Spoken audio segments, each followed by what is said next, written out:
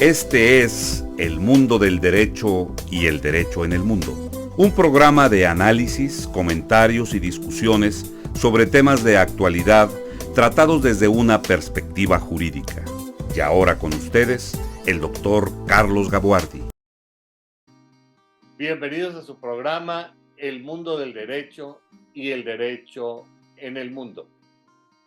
Económicamente, a las personas y a las empresas, con frecuencia se nos complica la situación.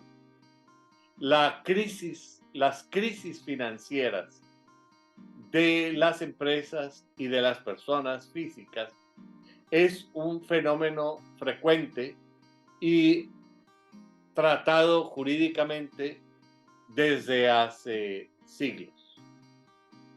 La situación relacionada con la crisis financiera de las empresas en México ha sido tratada muy adecuadamente a partir de mediados del siglo XX por la Ley de Quiebras y Suspensión de Pagos, cuyo autor intelectual fue el insigne maestro español Joaquín Rodríguez y Rodríguez.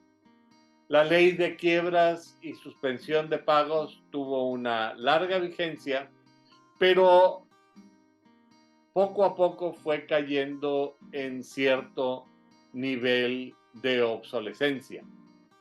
Y México se puso al día en materia de crisis financieras de las empresas con la Ley de Concursos Mercantiles que actualmente se encuentra en vigor.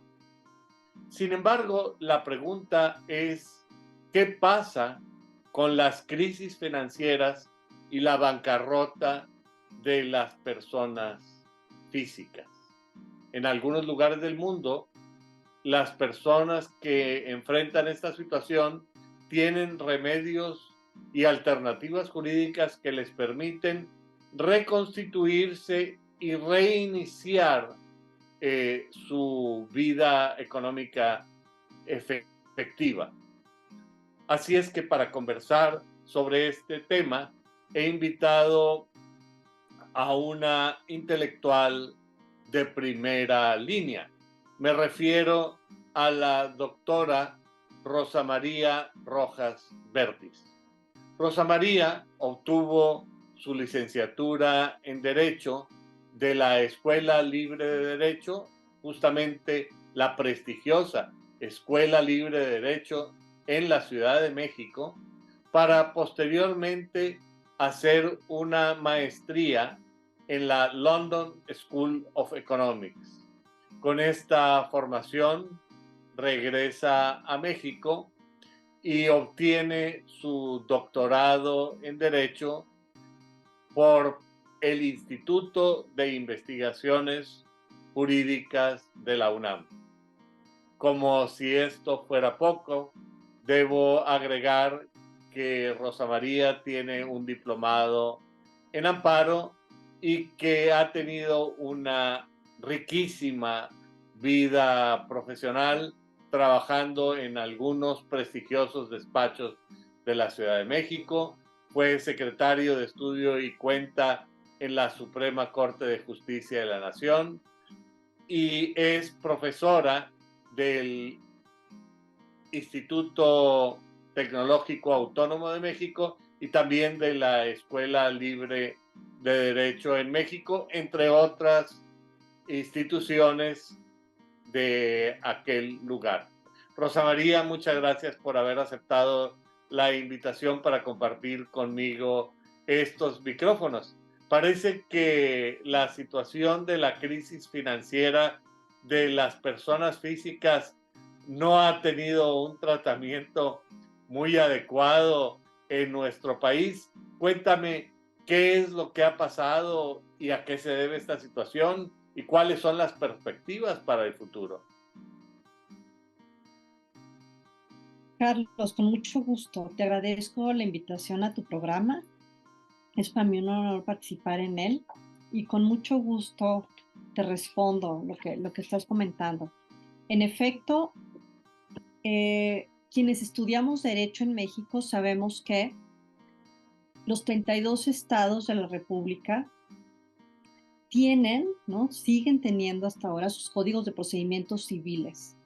Y en esos códigos de procedimientos civiles está regulado un procedimiento que se llama concurso civil. Y ese concurso civil, como está regulado o como ha estado regulado en los códigos de procedimientos civiles, es una quiebra, ¿no? Incluso el primer artículo, al menos del procedimiento, en el Código de Procedimientos de la Ciudad de México, inicia diciendo que el deudor se desprende de sus bienes en favor de sus acreedores, porque la idea de ese procedimiento de quiebra es lo que conoceríamos ahora como una liquidación, ¿no? O sea, el deudor tendría que entregar todos sus bienes a sus acreedores para el pago de sus deudas, pero sigue endeudado. Si esos bienes no alcanzan a cubrir el 100% de sus deudas, conforme a digamos, los procedimientos regulados en nuestros códigos de procedimientos, eh, el deudor tendría que seguir trabajando para entregar, ¿no? Esos ingresos y esos bienes futuros a sus acreedores hasta que termine de pagar. Digamos que esa es la lógica que tienen los procedimientos. Tienen otro aspecto que coincidirás conmigo en que también ya es obsoleto, porque se señala que una vez que el deudor se somete a este procedimiento, pierde su capacidad de ejercicio. Sabemos nosotros que la tendencia moderna en materia de capacidad y discapacidad se han superado muchos de los conceptos que manejábamos hace algunas décadas en los códigos civiles, ¿no? Ahora la tendencia moderna en materia de capacidad es que todas las personas hay personas que necesitan un apoyo, ¿no? Para poder manifestar su consentimiento.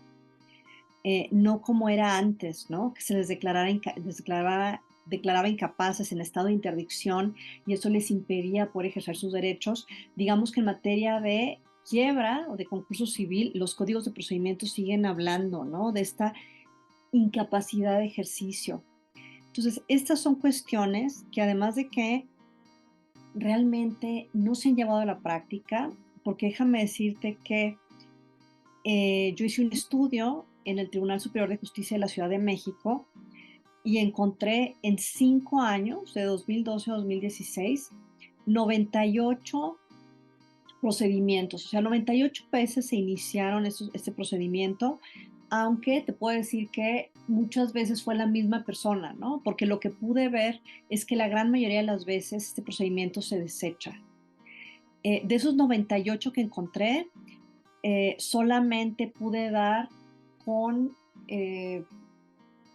veintitantos expedientes, ¿no? Lo que me dijeron en los juzgados, porque fue de revisar libros de gobierno, revisar uno a uno los juicios, y digamos los registros que llevan los juzgados, me dijeron que posiblemente habían muchos errores. De estos veintitantos que encontré, resultó que la mitad se habían desechado, y se habían desechado porque los jueces, al menos en la Ciudad de México, normalmente no admiten esos procedimientos. Esperan que el deudor presente un estado de activo y de pasivo, porque eso dice el código, y resulta que pues normalmente las personas físicas, ¿no? Salvo que fueran comerciantes, no llevan así su contabilidad, y entonces esto ha ocasionado que la gran mayoría de casos se desechen.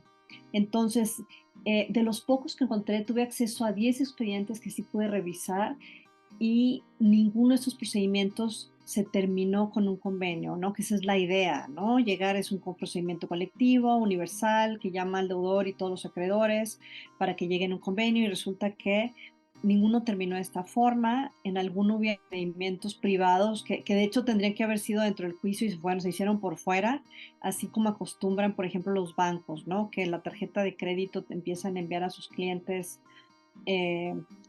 ofrecimientos de quita, son despachos de cobranza, y son los despachos de cobranza los que trataban de llegar a este acuerdo. Solamente hubo un caso en el que se hizo ese acuerdo, pero de forma particular, fuera del concurso, o algún otro caso de desistimiento, y en todos los demás nunca terminó el procedimiento. O sea, realmente son procedimientos que no son efectivos en México. y el objetivo de mi investigación fue justo modernizar esos procedimientos para que puedan las personas realmente tener una salida, ¿no? A los problemas de sobreendeudamiento. Hice una investigación, fue justo mi doctorado en el Instituto de Investigaciones Jurídicas de la UNAM, justo versó sobre eso. Un estudio de derecho comparado, ver cómo funcionan esos procedimientos en varios países. Revisé el de Estados Unidos, revisé el de Alemania, revisé el de Colombia, de Chile. Hice un comparativo, hice una propuesta para México con la idea de que estos procedimientos que sí, como tú mencionabas, pueden ser muy útiles, en donde hay un procedimiento que es efectivo, que realmente ayuda a las personas y les da una salida a sus problemas financieros. La idea era justo ajustar o modernizar lo que tenemos en los códigos de procedimientos a un procedimiento que pueda ser más eficiente, más efectivo y que realmente pueda proporcionar una salida a las personas físicas. Esta propuesta que está en mi tesis de doctorado, que se convirtió en un libro, que se llama La insolvencia de las personas físicas en México, lo incorporamos al Código Nacional de Procedimientos Civiles y Familiares. La incorporación no fue, digamos, tiene varias de las ideas que yo propuse. No todas mis ideas fueron incorporadas, debo decirlo, pero me parece que la regulación del concurso, se le llamó concurso de acreedores en este Código Nacional, y me parece que la regulación que tiene este Código Nacional es mucho mejor, ¿no?, que la que tienen los códigos de procedimientos civiles, que pues siguen vigentes, ¿no?, todavía en los estados. Claro, y que han recibido el peor de los castigos que una ley puede tener, que es el de convertirse en letra muerta y en pedazos olvidados de la ley que nunca llegan a la práctica si no es para justificar alguna medida dilatoria o una chicana, cosas así por el estilo. Me imagino como sucedía en estos procedimientos a los que tú te refieres de la Ciudad de México, y yo creo que en este sentido la Ciudad de México ha de ser una verdadera excepción, pero pensar en el número de expedientes a los que tú te refieres en una ciudad de 20 millones de habitantes, pues realmente es nada. Estructuralmente parece que tú me estás contando que estos procedimientos de concursos de las personas físicas, y me imagino que se extendían a las sociedades civiles, asociaciones civiles también de los estados, en un momento determinado tenían mucho más en mente proteger a los acreedores que rehabilitar al quebrado o al concursado. ¿Y qué es lo nuevo que tú propones y qué es lo que encontraste al revisar cuál es la realidad de estos procedimientos en estos países a los que tú te enfocaste? Pues efectivamente, Carlos. Pues mira, los concursos que yo encontré, efectivamente, como mencionas, esos 98, si lo veías o lo comparabas con el número de asuntos que se inician en el Tribunal Superior de Justicia, equivalían al 0.01%. O sea, ni siquiera el 1%, 0.01%. O sea, realmente eran nada, ¿no? O sea, muy pocos procedimientos y como te digo, de todos esos no se hizo uno, ¿no? Porque ninguno realmente terminó con una sentencia, ¿no?, que resolviera el problema. Ninguno de esos que yo encontré era de personas morales, de naturaleza civil. Efectivamente, el procedimiento también es para no comerciantes, que pueden ser personas físicas o morales, pero yo no encontré ninguno para personas morales, no comerciantes. Yo espero que con la nueva regulación las personas no comerciantes se animen, ¿no?, a iniciar el procedimiento, porque también está dirigido también a ellas. Ahora, en relación con lo que dices, Es correcto, como decía hace un momento, el procedimiento que teníamos regulado o que sigue regulado en los códigos de procedimientos civiles es solamente una quiebra y por lo tanto no habla de rehabilitación. Incluso si tú ves el de la Ciudad de Bueno, México, incluso con ni una siquiera sanción gravísima que tú comentas, que es la pérdida de la capacidad de ejercicio, que para efectos prácticos equivale a la muerte civil de algunos códigos de la antigüedad. Es decir, realmente nos ubica casi a fines del siglo XVII y principios del XIX, ¿no? XVIII. Es decir, una totalmente, sanción totalmente obsoleta y además notoriamente, evidentemente violatoria de derechos fundamentales. totalmente. Pero además, fíjate, el de la Ciudad de México, y yo me imagino que es el mismo caso, ¿no? Los otros 31 códigos, porque sí llegué a revisar varios de los códigos y como es un procedimiento que no se ha utilizado en México, es como una copia, ¿no? Del código Claro, civil, del primero que hubo, es una calca en todos los códigos y como no se ha utilizado, pues tampoco ha tenido reformas. Y es de llamar la atención que ni siquiera prevé alimentos para el deudor. O sea, como que la idea es, tú entregas todos tus bienes, te desprendes de tus bienes, sigues trabajando pues a ver cómo le haces, porque te quedas en solamente un estado de tienen absoluta derecho a insolvencia. alimentos.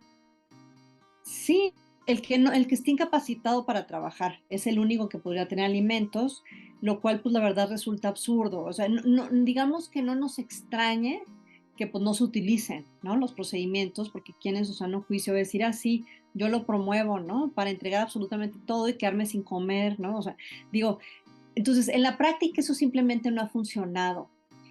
Eh, ¿Qué es lo que tienen esos procedimientos modernos y por qué hablo yo de modernizar el procedimiento de insolvencia de las personas físicas? Porque hay una figura que es muy importante cuando hablamos de insolvencia de personas físicas que se llama discharge. Esta figura eh, pues se introdujo en esos procedimientos en los países de derecho anglosajón, ¿no? Esto inició en Inglaterra, en Estados Unidos y obviamente existe en todos los países, digamos, del Commonwealth, ¿no? Que tienen este derecho, este sistema de derecho common law. Y fíjate que, curiosamente, Argentina y Chile tienen, sí, un discharge desde principios del siglo XX, eh, que no es algo que fuera muy conocido. Ahora que yo estuve investigando esto, pues, conocí esto, lo descubrí, me pareció muy interesante. En general, los países de tradición civilista como México se han eh, resistido, ¿no? Han resistido este concepto, pues porque nuestro derecho, ¿no? Que viene el derecho romano, esta regla del pacta sunt servanda es sumamente importante.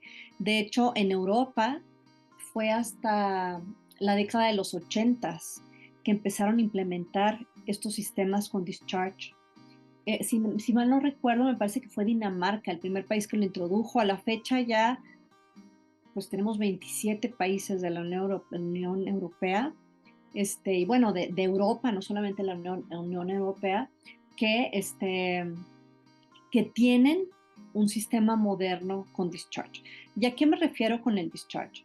Pues mira, esto se entiende fácilmente si nos situamos en el contexto, te digo, de estos países del common law, que son, promueven mucho el ser emprendedores, ¿no? Básicamente, lo que dicen es, a ver, si tenemos a una persona que de verdad no puede pagar, porque esto solamente es aplicable a deudores de buena fe, ¿no? Una persona que de verdad no puede pagar y no le ayudamos, lo que sucede es que esta persona, por un lado, se le incentiva a dejar de ser productiva, porque como decíamos hace un momento, va a decir, oye, pues no, si yo voy a seguir trabaje y trabaje y me van a quitar todo lo que genere, pues muchos dirán, dejo de trabajar, ¿no? O sea, porque no quiero que mis acreedores, que todo lo que yo reciba, dárselo a mis acreedores. Otros podrán decir, no, pues bueno, voy a dejar este trabajo formal, me voy a la informalidad, ¿no? Me cambio de domicilio, me cambio de teléfono para que mis acreedores no me encuentren, ¿no? Eso lo que ocasiona es que los acreedores no puedan cobrar nada. También eso genera problemas de exclusión social, porque si yo me voy a cambiar de domicilio, pues a lo mejor voy a sacar a mis hijos de la escuela, ¿no? Me los voy a llevar a otro lado, puede ser que tenga que dejar de estudiar, eh, y simplemente el estrés y la preocupación, ¿no? Que genera las deudas, el endeudamiento, la presión que generan muchas veces los acreedores, el saber que no vas a poder cumplir con las obligaciones, todo eso genera enfermedades, ¿no? Y problemas que acaban siendo de salud pública. Entonces, eso es una realidad. Y entonces, estos sistemas dijeron, a ver, a final de cuentas, a nosotros nos interesa que la gente siga siendo productiva, ¿no? Si por evitar que se les cobre, los perdemos de vista, no los podemos ubicar, los acreedores no, tampoco van a cobrar nada, pero además estamos perdiendo ahí productividad y estamos perdiendo a una persona que quizás sea formal, ¿no? Que se salga del sistema formal. Entonces, ¿cómo vamos a lograr incentivar que la gente siga siendo productiva? ¿Qué es lo que nos interesa? No queremos que se queden sin trabajar para no pagar. Pues vamos a tener que dejarles una parte de lo que ganan, porque si les quitamos Y hay que todo, darles una pues salida digna y viable financieramente también. exactamente, ¿no? Entonces, aquí la idea es, a ver vamos a procurar que esa persona no abandone su trabajo, que siga siendo productiva y vamos a ver cuál es su verdadera capacidad de pago, ¿no? ¿Cuánto es lo que realmente puede pagar? Vamos a, en lugar de, como dicen ahora nuestros códigos vigentes, ¿no? De procedimientos, desprenderse, quitarle todos sus bienes presentes, ¿por qué no nos fijamos un poquito en lo futuro, en los ingresos que va a tener? Vamos a ver cuántos ingresos va a tener, vamos a ver cuánto es lo que realmente necesita, sus necesidades básicas, y vamos a hacer un plan de pago a un corto plazo en el que se comprometa a entregar una cantidad de sus ingresos a sus acreedores. Esto, aunque no logre cubrir el 100%, a lo mejor no va a cubrir el 50%, lo que logre cubrir es bueno, porque va a ser preferible a la situación en la que se nos cambia de domicilio y luego ya no le encontramos y no pagó nada. Entonces, por un lado, que la persona siga siendo productiva, se evita la exclusión social y esto es bueno para la sociedad. Por otro lado, se logra que esta persona se rehabilite porque va a poder seguir, digamos, no tiene que esconderse, va a poder seguir, ¿no? En su empleo, va a poder satisfacer sus necesidades, ¿sí? Va a poder retener lo necesario para poder vivir y además se va a comprometer a pagar alguna parte de lo que recibe a sus acreedores, ¿no? Lo que sea posible. Entonces, esto permite que la persona siga siendo productiva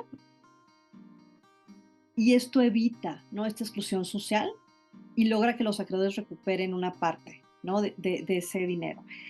Fíjate que esto es algo, o sea, a nosotros en México nos suena como algo muy novedoso, pero hay un reporte de Banco Mundial, se llama el reporte sobre el tratamiento de la insolvencia de las personas físicas. Y este reporte, que está en idioma inglés, se encuentra muy fácil, ¿no? Si uno lo googlea en internet, tiene un estudio de 58 países, ¿no? Que han implementado este sistema. Ahí vemos también cómo la gran mayoría de los países desarrollados tienen este sistema. Somos los países en vías de desarrollo quienes nos hemos resistido muchas veces a adoptarlo. Y lo que dice Banco Mundial es, a ver, ¿cuál es la idea? Si se celebra este plan de pagos, la idea es que sea un plazo corto y una vez que el deudor cumpla con el plan de pagos, es cuando podría obtener, ¿qué es lo que va a obtener? Es como una liberación parcial de adeudos. Solamente se va a comprometer a pagar aquello que esté en el convenio y lo que no logre pagar, entonces ahí es donde opera el discharge, ¿no? Es como un descargo, una exoneración de obligaciones. Obviamente esto no aplica a todas las obligaciones porque hay algunas que pues no pueden ser sujetas de discharge, como por ejemplo los alimentos, ¿no? Una persona que tiene que dar alimentos a sus hijos, ¿no? A su expareja, pues bueno, eso tendrá que seguirlo dando. Generalmente no aplica tampoco a créditos garantizados, ¿no? Si tengo una hipoteca o tengo obligaciones con garantía real, bueno, en esos casos tendría que el acreedor voluntariamente aceptar el acuerdo y si no lo acepta, pues no podría haber ese descargo de esas obligaciones, pero sí puede aplicar, digamos, a la gran mayoría de los créditos comunes, ¿no? En los que normalmente se exceptúan, te digo, alimentos, créditos garantizados, por ejemplo, sanciones como podrían ser multas o responsabilidad proveniente de delitos, pero aplica, digamos, a la gran mayoría de Y créditos los comunes. créditos quirografarios, ¿verdad? Los adquiridos Exacto. eh, es principalmente por tarjetas de crédito hoy en día, es decir, solamente con el poder de tu firma. Sí, efectivamente, esos son los que normalmente entran, ¿no? En este plan de pagos y la idea es que solamente si el deudor cumple con ese plan de pagos obtiene el discharge, ¿no? A ver, puedo decirte que hay dos tipos de procedimientos. Por ejemplo, en Estados Unidos está el del capítulo 13, así, ese capítulo regula un procedimiento como el que te estoy diciendo. Solamente aplica a personas que tienen ingresos, digamos, recurrentes, por ejemplo, que están empleadas, ¿no? Que tienen un salario y entonces se hacen este plan de pagos y se obligan a, a pagar un cierto porcentaje de su salario durante un periodo de tiempo que puede ser hasta 5 años y si cumplen, ¿no? Entonces en ese caso obtienen el discharge.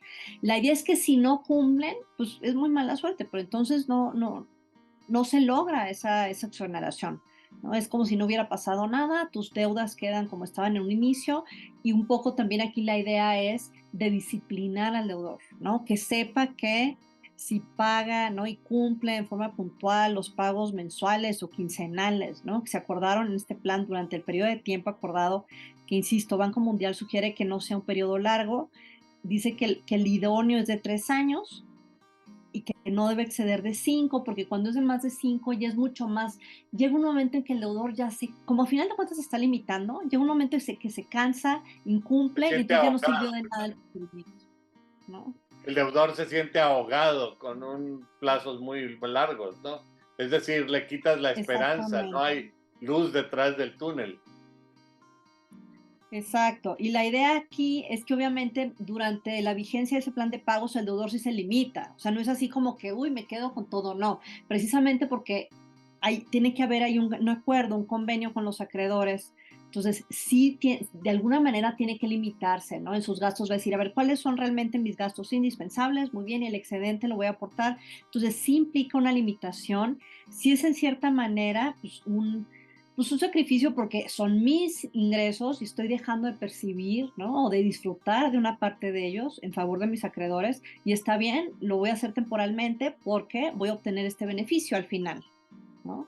Voy a obtener el beneficio de la exoneración parcial. Entonces, digamos que ese es como el objetivo, ¿no? Y el incentivo para seguir siendo productivo y someterse a este procedimiento. Ahora, hay otros procedimientos, como te digo, en Estados Unidos, en el capítulo 7, que es como la quiebra que nosotros tenemos, pero la gran diferencia es que ahí sí hay discharge, ¿no? O sea, llega el deudor y dice, ¿sabes qué? Es que yo no tengo, pues no tengo ingresos recurrentes, no tengo trabajo, no puedo obligarme a hacer un plan de pagos, entonces yo te doy lo que tengo y me liberas ahorita. O sea, no importa si lo que te estoy dando alcanza a pagar el 10%, es lo único que tengo y obtengo liberación, ¿no? Es lo que llaman un straight discharge. Y fíjate que lo que se ha visto, digo, a nivel internacional, es que hay muchos casos sin bienes. O sea, en Estados Unidos, eh, el mayor número de casos son estos tipos de casos, en los que van al capítulo 7 y que además no tienen bienes y por lo tanto no pueden pagar. Y aún así obtienen una liberación. Obviamente esto no es lo idóneo, ¿no? Lo idóneo es que sí, pues hagan un esfuerzo, paguen al menos alguna parte. De hecho, por eso en Estados Unidos hubo, digo, esto que te digo tiene más de 100 años, porque eso desde Sí, el claro, siglo, claro. finales del siglo XIX, ¿no? Ellos empezaron Y el muy procedimiento. utilizado. Yo me acuerdo de aquel exgobernador de Texas, Colony, creo, el que iba con John F. Kennedy cuando le dispararon. Él Ujú. en los 80 o 90 se declaró en quiebra y vaya, entraron a su casa y tomaron las vasijas, las vajillas, las vendieron porque yo creo que había tenido un nivel de vida mucho más alto que el que sus ingresos le permitían, pero aquí veo unas cosas muy interesantes. La primera es, y quizá sería donde habría que trabajar más, en mi opinión, es que estos procedimientos son exitosos en países donde existe una cultura financiera que ha permeado a la mayoría de la población.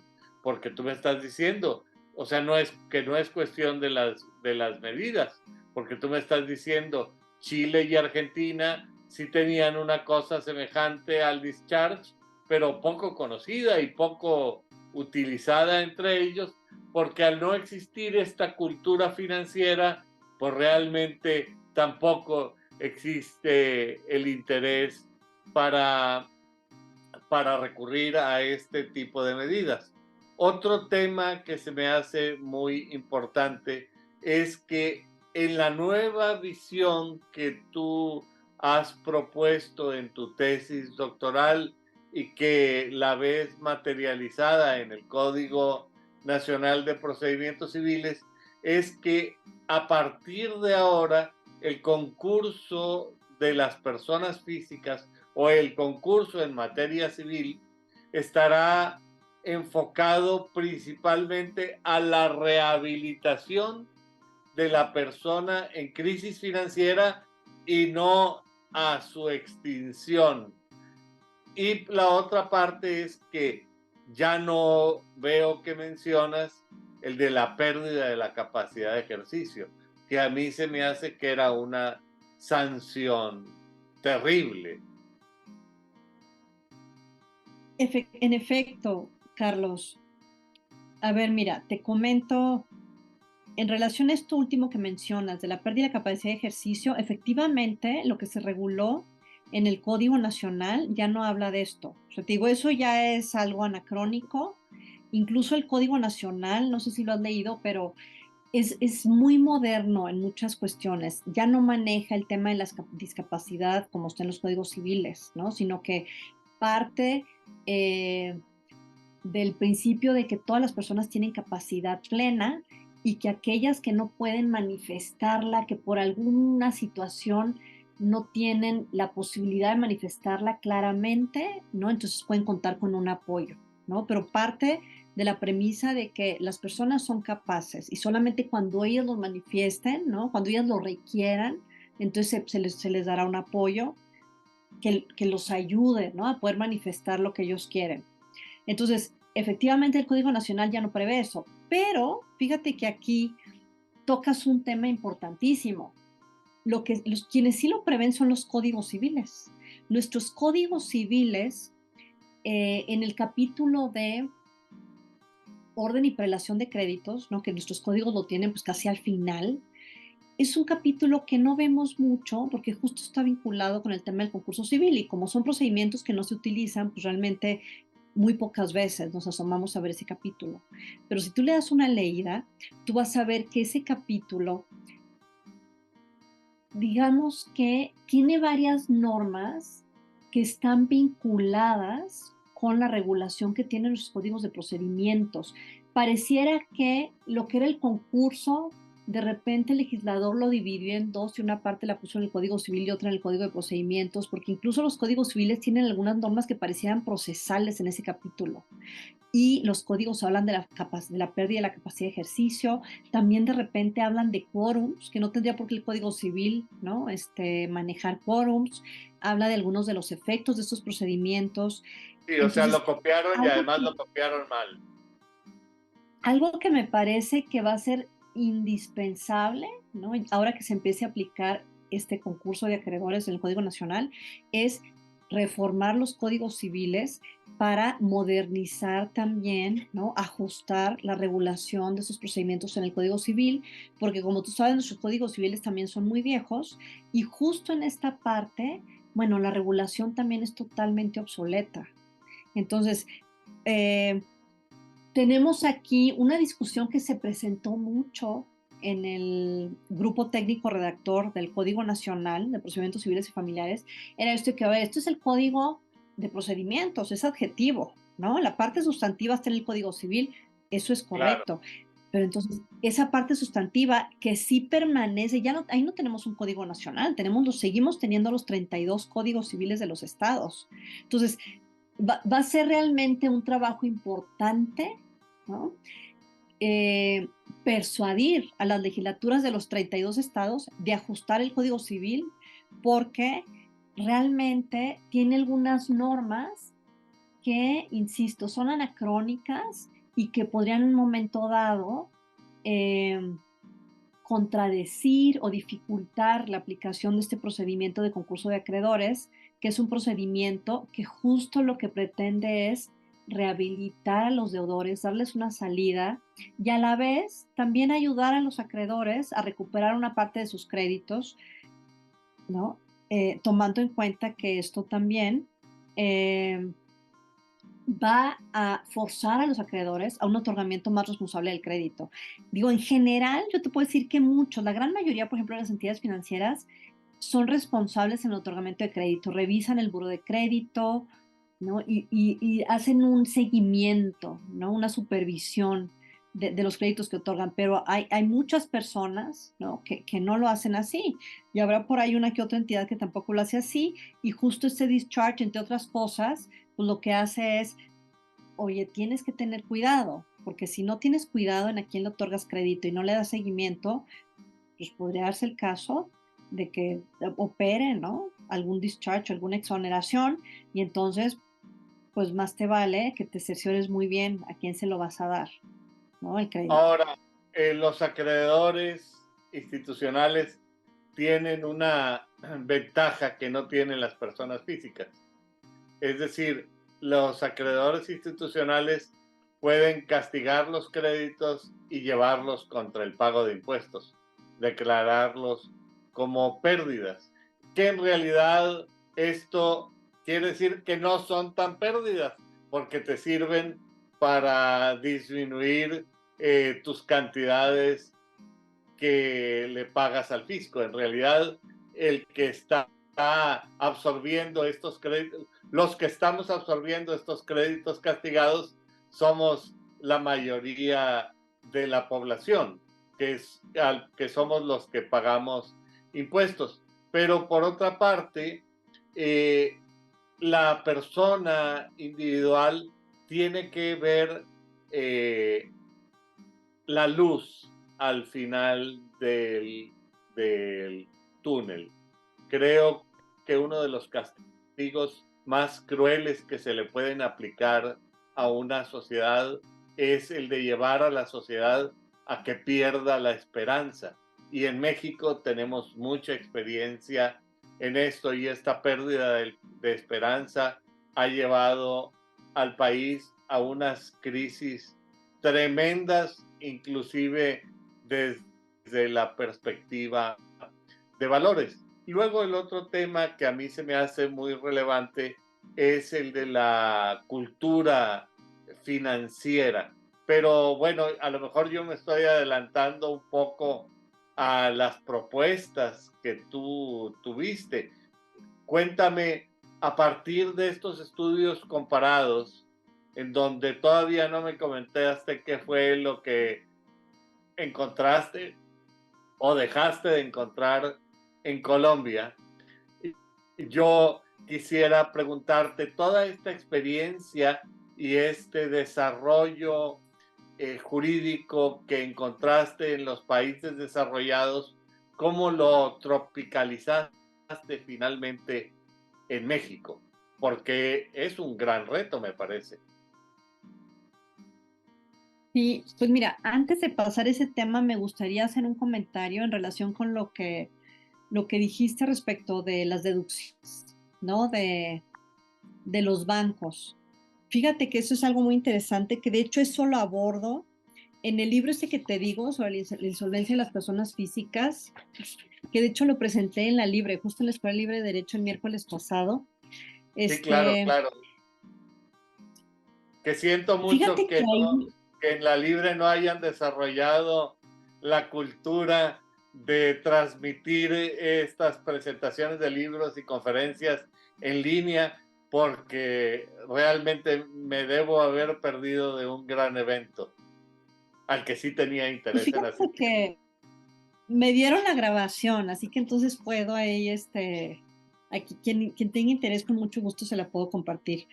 Ah, Pero perfecto. bueno, lo que te quería comentar es, fíjate que el libro, aparte de este estudio empírico que te digo sobre expedientes, la búsqueda de expedientes, revisión de expedientes, que realmente nos dio luz sobre si se promueven, cuánto se promueven, qué pasa con esos procedimientos, cuánto tiempo duran, cómo terminan, cuál es la participación de los acreedores, que es prácticamente nula, el también poco conocimiento que tienen los jueces de ellos, porque son muy pocos los que se promueven, cómo motivar, ¿no?, el interés de los acreedores. O sea, realmente fue muy interesante porque, o sea, pude hacer ahí un análisis y ver, ¿no?, cuáles son todos los problemas que tienen ese procedimiento en la práctica. Pero fíjate que también hice un segundo estudio empírico justo sobre las estrategias de cobranza de los bancos y entidades financieras. Y efectivamente ahí lo que vi es que sobre todo los bancos son los que pueden deducir en forma relativamente sencilla, ¿no?, todos estos créditos de tarjeta de crédito, etcétera, ¿no? Ellos normalmente tienen, ¿no?, procedimientos muy estandarizados, de manera que tienen a sus call centers, ¿no?, que son estas empresas que se dedican, muchas veces son internos sus call centers y después de un par de meses entonces ya los pasan a despachos de cobranza externos que también tienen call centers y resulta que este, normalmente no pasa de unos 6 meses, ¿no?, para que el banco deduzca esto. O sea, los bancos tienen sus propios procedimientos. La verdad es que el índice de morosidad es relativamente bajo, porque solo como de un 4%, que son quienes no pagan. Y efectivamente los bancos, ya cuando va un momento en que ellos van, digamos que por estas reservas, ¿no?, que ellos tienen que hacer, lo que hacen es que cuando dan quitas, ellos tienen que pagar esas quitas, porque acuérdate que pues ellos operan con dinero del público, ¿no? Entonces ellos van pagando esas quitas y cuando llega un momento en que ven esto definitivamente ya no me van a pagar, ¿no? Entonces es cuando cancelan, digamos, su crédito, venden la cartera, que venden los créditos baratísimos, y ellos pues, van a tener que en su contabilidad realmente pagar, ¿no? Ellos con las reservas, esas quitas que dieron, y en ese momento ya los deducen y se olvidan del crédito, pero quienes tienen entonces el problema son los que compran la cartera vencida, porque esos no tienen los mismos procedimientos de los bancos y no pueden deducir tan fácilmente. Y son los que luego batallan mucho para cobrarlo. ¿Y sabes por qué? Porque el poco conocimiento, esto tiene que ver con lo que seas de la poca cultura financiera, el poco conocimiento de que tenemos de cómo funcionan las sociedades de información crediticia. Los deudores, cuando inician esos procedimientos, notifican a su banco que les dio la tarjeta, el crédito hace 2 años, pues para entonces ya el banco no tiene el crédito, lo tiene alguien más. Y el buró de crédito, las sociedades de información crediticia sí saben quiénes son esas personas y se les podría notificar para que esas personas sí pudieran acudir al procedimiento y pudieran negociar. Muchas veces estos que compran la cartera vencida son los que no encuentran al deudor y entonces esto se vuelve un problema. Entonces, por eso en el procedimiento se sugiere, uno de los puntos esenciales es que el procedimiento inicie con un reporte especial de crédito, no emitido por sociedades de información crediticia, justo para que se notifique a los acreedores que realmente tienen en ese momento la titularidad de los créditos y no a los que los otorgaron, ¿no?, originalmente.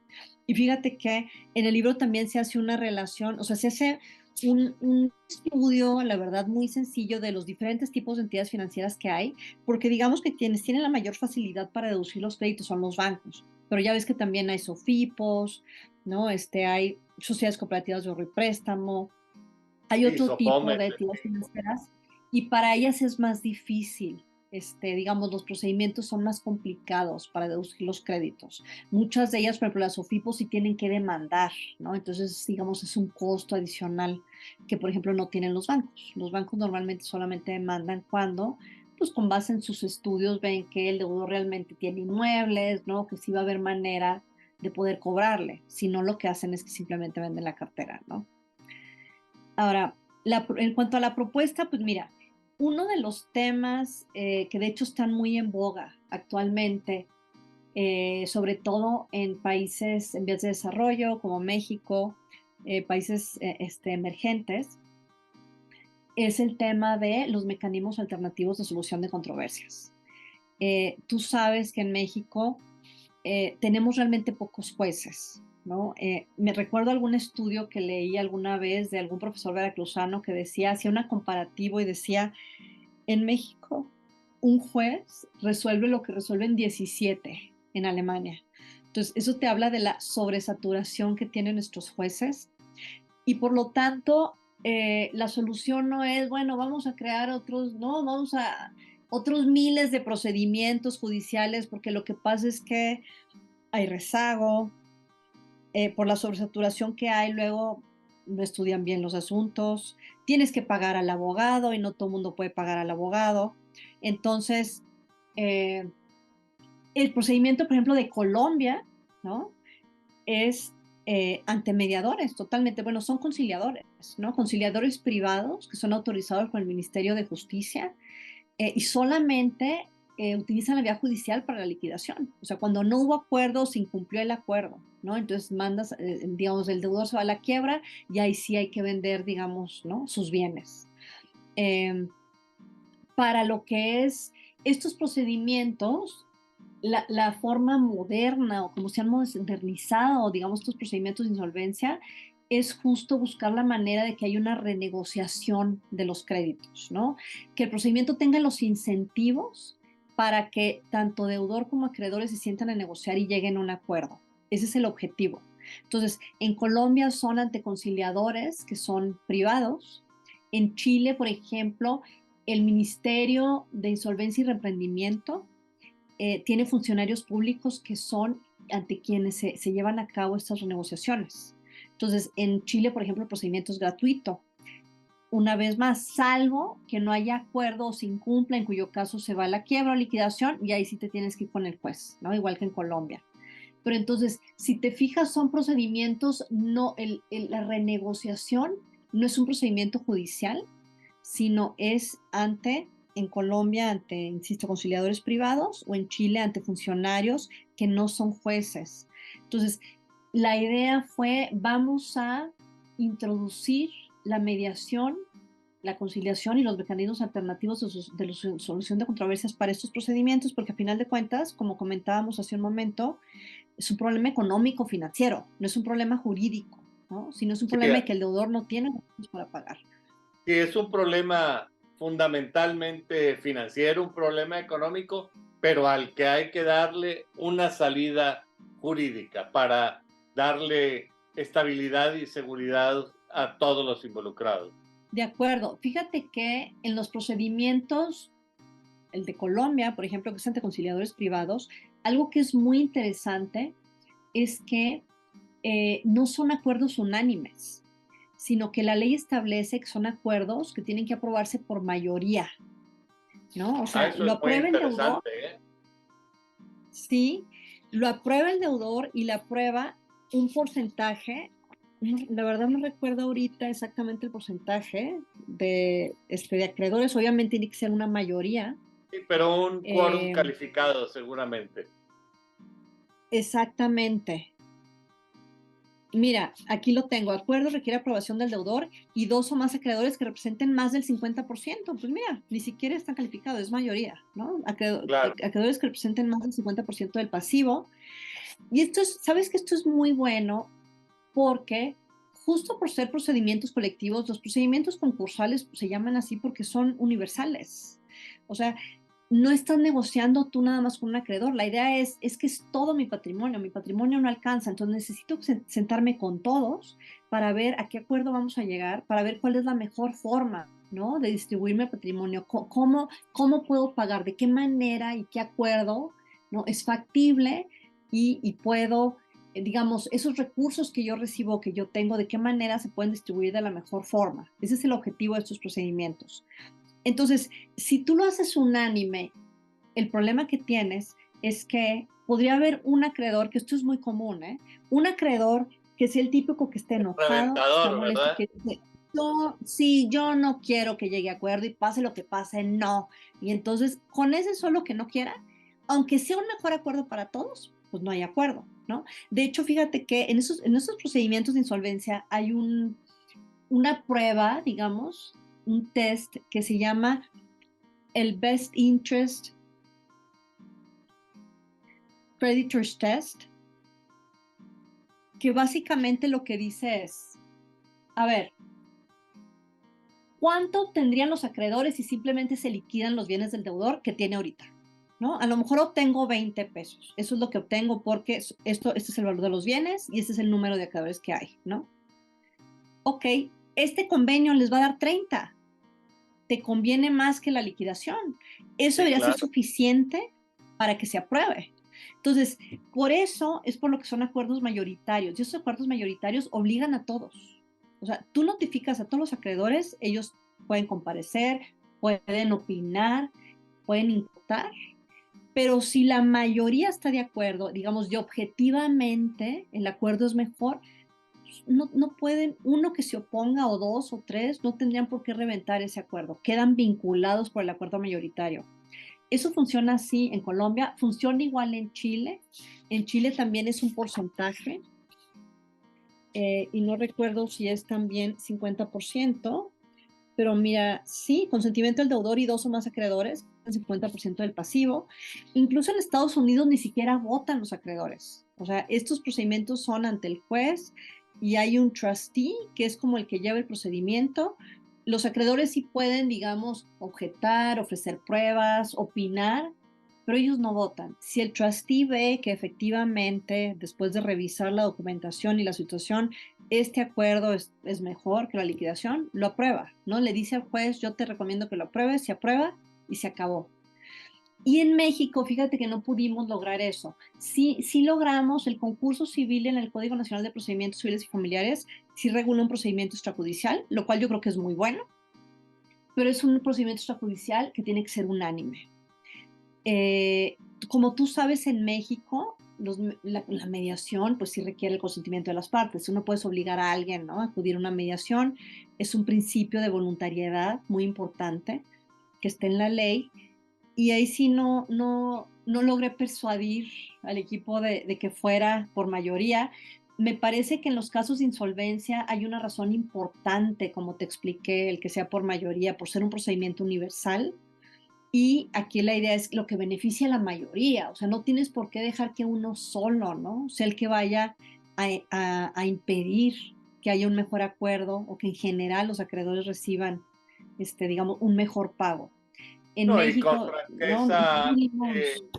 con franqueza, la masa de acreedores se convierte para efectos prácticos, inclusive yo diría para efectos jurídicos, en un órgano colegiado que para funcionar debe posibilitar y viabilizar que las decisiones se tomen por un método distinto a la unanimidad, porque es casi seguro que la unanimidad se va a convertir en un obstáculo severo para el funcionamiento de estos procedimientos, porque tan sencillo que vivimos en un país donde las chicanadas y coyotajes están a la orden del día y tú consigues un esquirol que reviente todas las asambleas y con eso tuviste para evitar que los demás acreedores obtengan lo que tengan que obtener y a la vez vivir en un estado permanente de suspensión de pagos. Sí, esto fíjate que efectivamente eso es lamentable. Esa es una de las cosas que pues que no se pudieron incorporar. Prevaleció esta idea de que la mediación pues, tiene que ser ¿no?, por consentimiento de las partes, lo cual es cierto, pero insisto, en esos procedimientos tienen características especiales y me parece que se justifica, ¿no?, el que puedan las partes quedar obligadas por una mayoría calificada en prácticamente todos los países, ¿no? O sea, funciona así, no requieres unanimidad. Entonces, Y también eso en es las algo quiebras que, mercantiles, en los concursos mercantiles. claro, en el concurso mercantil no es unanimidad, es mayoría. También son el deudor y los acreedores, que representen más del 50% del pasivo. Obviamente ahí, por ejemplo, igual en el caso de los garantizados, ellos sí tienen que consentir expresamente, o sea, no los puedes vincular, ¿no? Contra su consentimiento. Sí, porque como tú dices, estos procedimientos están pensados más bien en la solución de los créditos quirografarios, ¿no? Exacto. Sí, entonces fíjate, incluso en mercantil tienes un muy buen punto, sí puede ser mayoritario. En el concurso civil extrajudicial, en el judicial sí logramos que pueda haber mayoría, pero en el extrajudicial no. Entonces, a ver, es bueno que se haya previsto expresamente que pueda haber un procedimiento extrajudicial, pero siendo honesta, la verdad es que, digamos, quizá ni siquiera era necesario haberlo señalado o haberlo incluido así en el Código Nacional, porque la mediación ya existe en México y como se requiere unanimidad, pues tú ya puedes ir con un mediador, ¿no? Y puedes ahí ya citar a tus acreedores. Digo, la gran ventaja es que aquí, como es un procedimiento colectivo, pues sí digamos, se señala expresamente, ¿no? Que el mediador citará a todos los acreedores y tendrá que acudir, etcétera. Pero bueno, va a tener que ser unánime. La otra cosa que tienen esos procedimientos, tanto el colombiano como el chileno, como básicamente pues, todos los que yo revisé, es el tema de la suspensión, ciertas medidas protectoras del patrimonio del deudor, que eso también está en la ley de concursos mercantiles. ¿Qué sucede aquí? Como lo que tú estás tratando es de incentivar a las partes a sentarse a negociar, pues tienes que dar ciertos incentivos para ello. Entonces, temporalmente se suspenden actos de ejecución. O sea, los acreedores no pueden, yo estoy embargando y ya me voy a cobrar, pero bueno, voy y negocio contigo. No. Mientras esté el procedimiento, no puede haber ejecución, se suspende la ejecución y no puedes cobrar ni vas a poder Sí, porque eso iría en perjuicio de todos los demás involucrados. Exactamente, exactamente, ¿no? Estarías dándole preferencia a uno de ellos y de lo que se trata, uno de los principios de esos procedimientos es la equidad en el tratamiento a los acreedores. Entonces, a ver, por eso hay un orden y prelación. Bueno, se tratan de la misma manera todos los que estén en el mismo supuesto. Y aquí el asunto es, no puedes darle preferencia a un acreedor respecto de los otros. Por lo tanto, para guardar esta equidad, hay suspensión de pagos y hay suspensión de actos de ejecución, ¿no?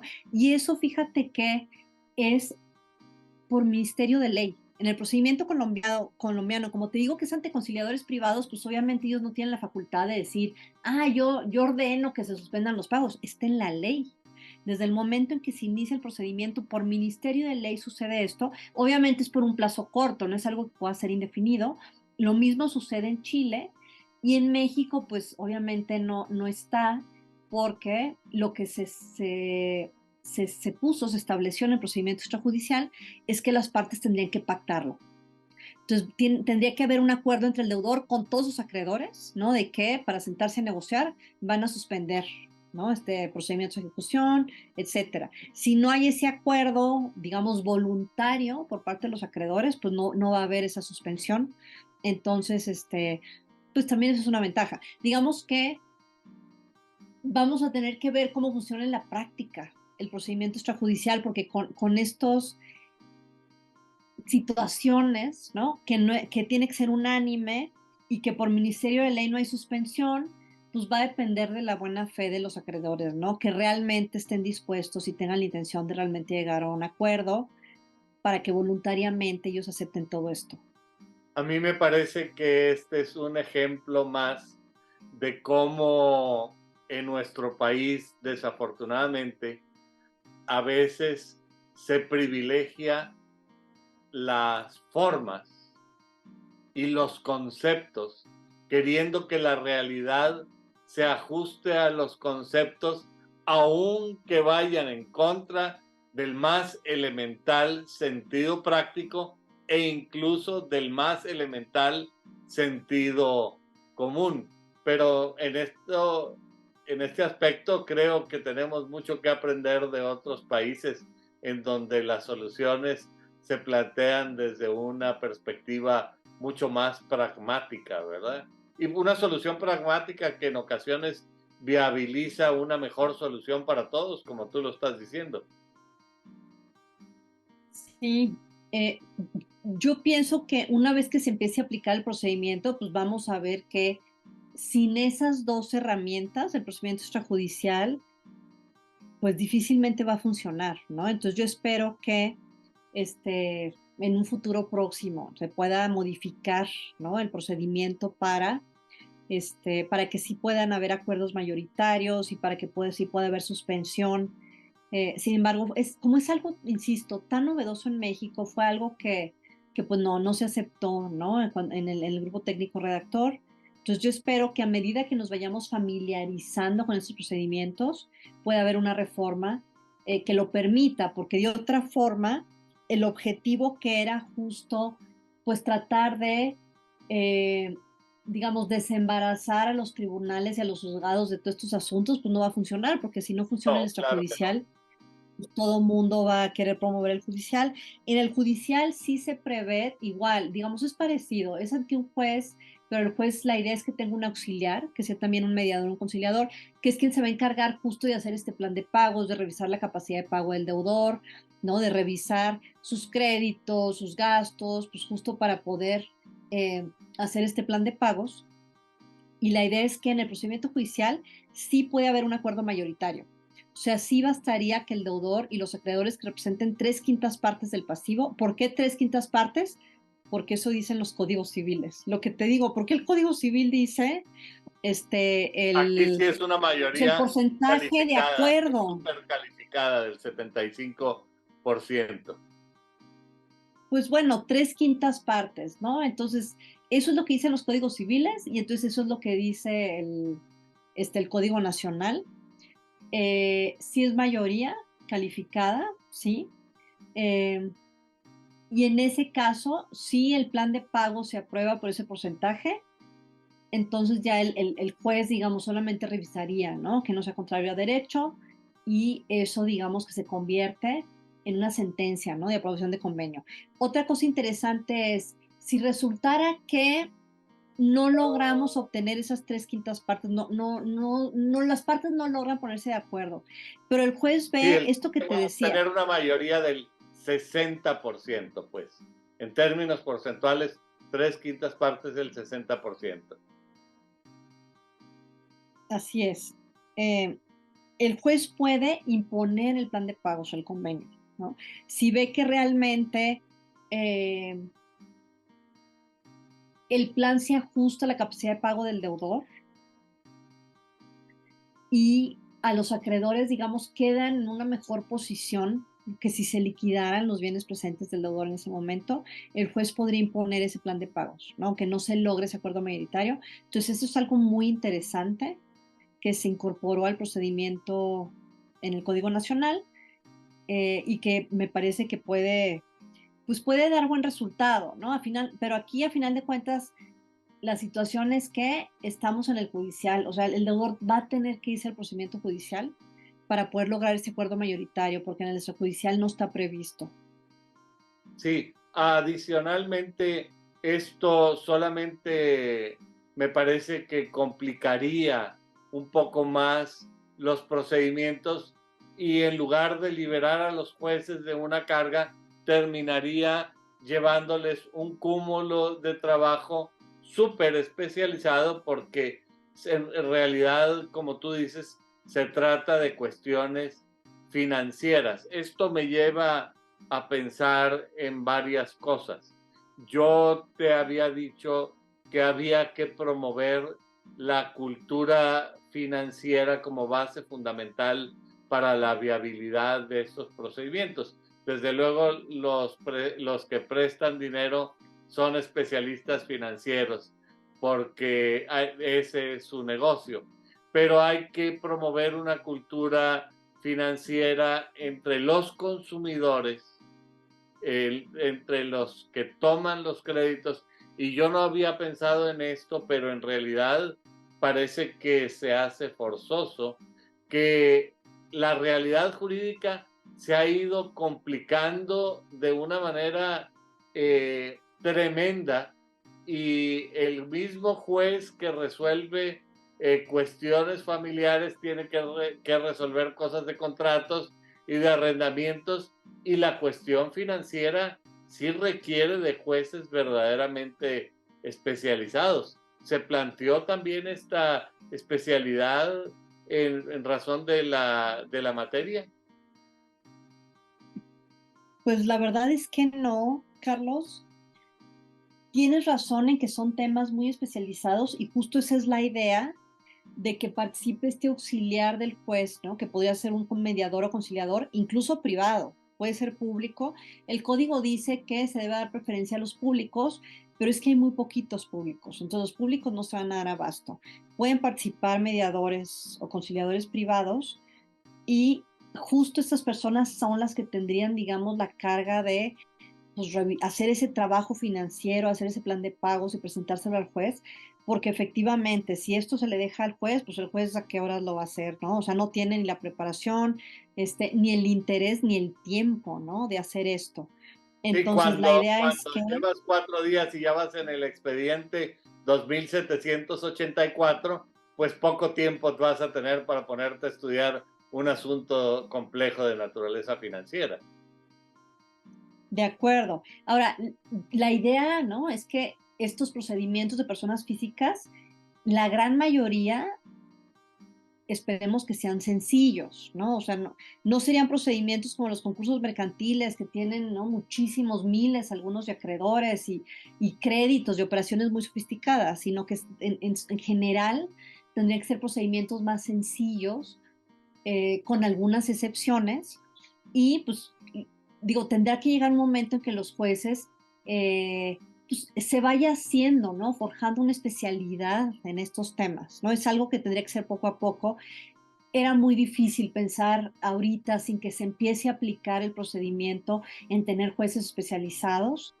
Ya hay, de hecho, seguramente tú lo sabes, desde el año pasado tenemos 2 juzgados especializados en concursos mercantiles.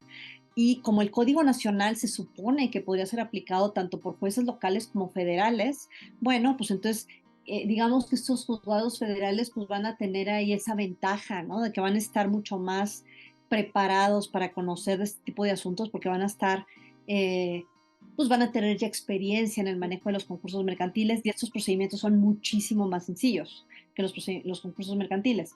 Pero la idea es que poco a poco, ¿no? Los jueces tendrán que ir conociendo estos procedimientos y pues irán adquiriendo experiencia, ¿no? La verdad es que, digo, así ha sido pues en todo el mundo, ¿no? Se introduce en Colombia, por ejemplo, los conciliadores, pues al principio no conocían mucho del tema, ahorita hay conciliadores que pues, son especialistas, obviamente también los abogados y practicantes cada vez conocen más de los procedimientos y se van volviendo expertos, entonces es algo que se tendrá que hacer poco a poco, ¿no? En la medida en que vaya evolucionando la práctica de esta nueva institución. Otro tema al que yo quisiera referirme, un tema al que tú hiciste mención en un principio, es el que no hay que matar al deudor. Hay que dejarlo con posibilidades de que sobreviva, no solamente con la capacidad de ejercicio, sino con los elementos patrimoniales necesarios para que pueda continuar con su vida y darle viabilidad a su futuro. Yo recuerdo, por ejemplo, que en Texas, además de permitirte que mantengas un cierto patrimonio para tu vida cotidiana, para mantener tu vida cotidiana, la casa familiar está excluida absolutamente de la posibilidad de someterse al régimen del concurso mercantil. ¿Qué medidas se tomaron en México? Y fíjate que ese es un punto muy interesante porque efectivamente Texas es de los estados eh, más generosos en esos procedimientos porque efectivamente en Texas no hay un límite, ¿no? En el valor de la casa del deudor. El deudor puede conservar su casa, no importa si vale millones de dólares. En nuestro procedimiento no está prevista esta situación. Digamos, como tú sabes, nuestros códigos prevén el patrimonio de familia, que es una figura distinta. Y muy Entonces, deficientemente regulada, ¿verdad? sí, estoy de acuerdo que podría mejorarse, aunque déjame decirte que con las modificaciones que se han hecho respecto a las sumas, etcétera, el valor ya del patrimonio de familia, al menos en la Ciudad de México, ya es, digamos, razonable, ¿no? Porque ya es como de unos 3 millones de pesos. Entonces, digamos, ya podría realmente cubrir algunas viviendas, ¿no? Porque anteriormente eran montos realmente muy, muy Sí, pequeños. ridículos, ¿verdad? Pero, Francamente. exacto, ¿no? Pero coincido contigo en que podría definitivamente mejorarse, ¿no? La regulación del patrimonio de familia. En el procedimiento este no está prevista, digamos, una excepción o una regulación especial respecto de la vivienda.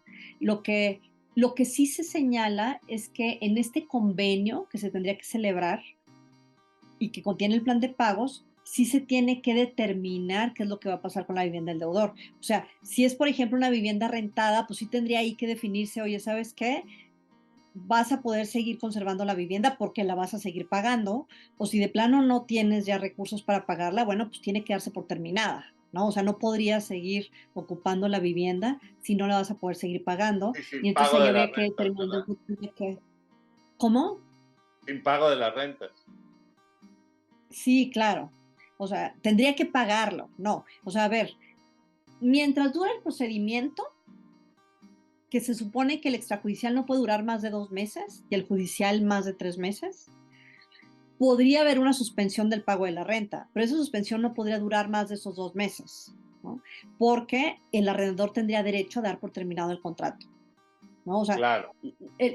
no se busca que el deudor pueda seguir viviendo sin pagar renta en forma indefinida, porque pues eso la verdad estaría vulnerando el derecho del arrendador, ¿no? Claro. Entonces, y si se trata de una hipoteca, bueno, pues va a tener que negociar con su banco el deudor, la hipoteca. Es posible, ¿no? A los bancos tampoco les gusta o les encanta ejecutar, porque luego tienen que vender el inmueble, le pierden. Si ven que el Y deudor su realmente les negocio puede no seguir es la pagando. venta de inmuebles, su negocio es la recuperación de créditos. Exacto, a lo mejor les conviene darle una prórroga, bajar, ¿no? Las amortizaciones. La idea es que se sienten a negociar y vean si hay manera de recuperar ese crédito. Si el banco ve que no va a haber manera, bueno, pues en ese caso sí, lo que tendría que suceder es que el banco pues va a ejecutar la hipoteca, ¿no? Entonces, digamos, si va a ser parte del procedimiento, pues considerar la situación de todos los créditos que tiene, incluyendo el de la vivienda. ¿Va a poder conservarlo o no? Y eso se va a determinar en el convenio. Pero no hay, digamos, una protección específica a la vivienda que se diga o que se regule una figura nueva o distinta, ¿no? Para que el deudor pueda conservarla o no. No. Simplemente queda muy claro que se tiene que determinar, ¿no? ¿Qué es lo que va a pasar con esa vivienda durante el procedimiento y en el convenio? Rosa María, me parece que este ámbito de los concursos en materia civil abre la posibilidad de un nuevo campo de ejercicio y de especialización profesional. Y me da la impresión de que cada uno de estos temas que hemos estado tratando no solamente tiene aristas en donde el código habrá que mejorar, sino aristas en las que hay que seguir investigando y conversando. Pero al irse llegando el momento de cerrar nuestra conversación, a mí me gustaría comprometerte a dos cosas. La primera es para que nos volvamos a reunir en estos micrófonos a seguir conversando sobre alguno de estos temas o alguno de los otros muchos temas que tú manejas por tu especialidad profesional y por tu práctica profesional. Y el segundo es que a mí me gustaría pedirte que antes de concluir nos hicieras el favor de dirigir un mensaje para el público que semana a semana nos hace el favor de acompañarnos en este programa. Pues mi mensaje es que es muy importante no olvidar a las personas físicas, ¿no? Y a los problemas de, de financiamiento, de sobreendeudamiento, aquellas personas que están pasando por situaciones económicas difíciles, porque nuestro sistema jurídico hasta la fecha no ha previsto una salida para esos casos. Y la realidad, una de las cuestiones que se menciona en general, ¿no? En la doctrina que trata sobre estos temas no es que la persona por someterse al procedimiento va a incumplir o que se está incentivando que deje de pagar, sino que es al revés. Esas personas que están en situaciones de insolvencia realmente ya no pueden pagar, ¿no? O sea, están en una situación verdaderamente difícil y de lo que se trata es justo de buscar una salida, porque no se gana nada dejando a estas personas en esa indefinición y en esa situación de estrés y de problema sin permitirles rehabilitarse y continuar con su vida.